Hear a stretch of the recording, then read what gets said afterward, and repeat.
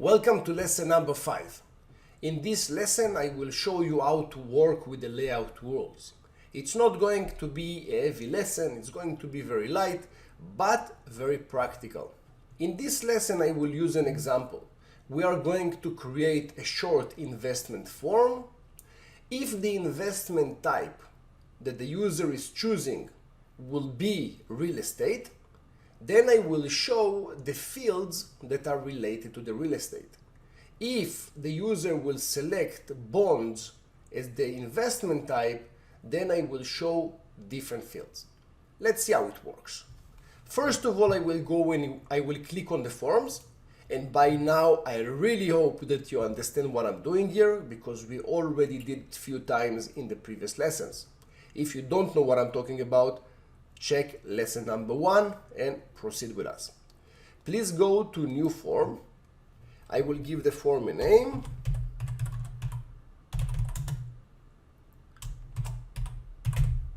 And I will click on create. Let's drag and drop few fields. Let's start with the first name, maybe the address. Let's have here also the person's phone number, his email address. Let's create page number 2. I will drag and drop the page break. And here we will have a new section. We'll name the section investments. And I will have here a drop down. And that will be investment type. First option will be real estate, second option will be bonds, the third one will be stocks. Those will be my options, and I will click on save. Let's see what we did so far. We have first name, last name, address, phone number, email. It's all good.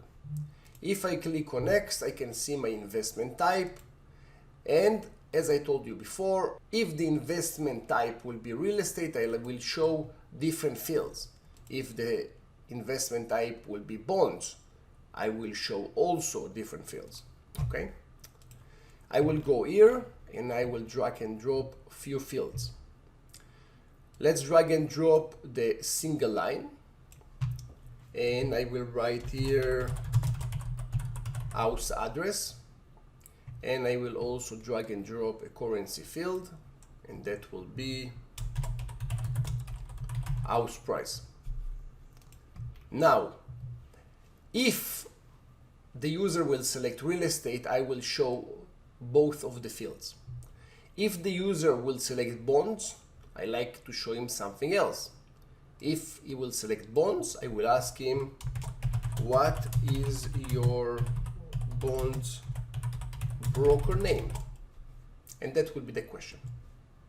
Now, if I will go and I will see the form again, you can see that those fields are available for me even if I choose real estate, bonds, stocks, whatever I do.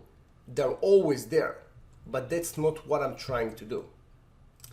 When I will go here to the rules section on the top, I will click on create field rule. I will name it.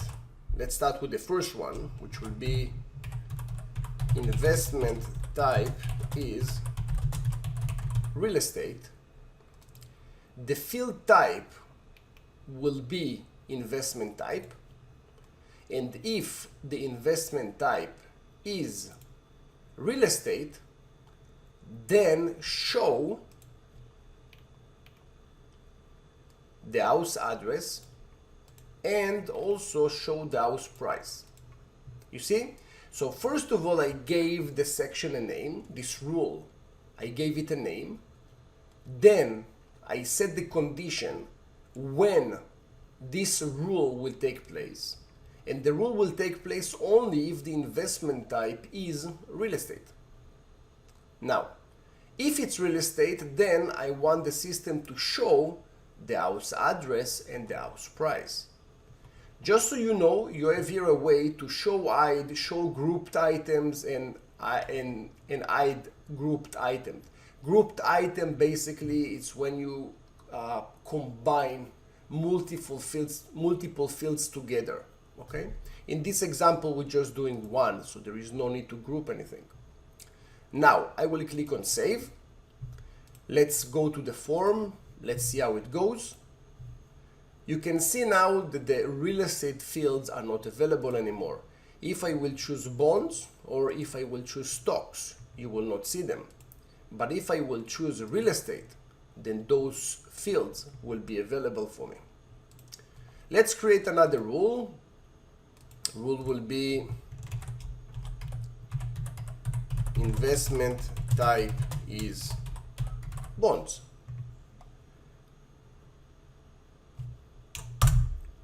And again, if investment type is bonds, then show what is your bonds broker name. And I will click on Save. Now when I will refresh the page, you will see that there are no answers below investment type.